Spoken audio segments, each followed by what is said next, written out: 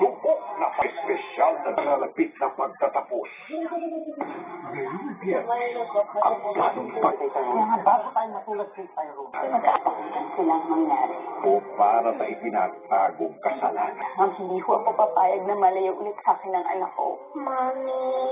Anak? Lavender Fields, Amy Di Kuya, Gen 11 ex-housemate.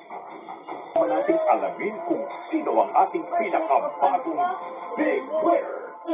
Live from our Gen 11 stage at the Big Night ngayong Sabado, 8:30 p.m. Pasilungin mo ay walang hanggang pagmamahal nang mabawi ang lahat ng pangamba.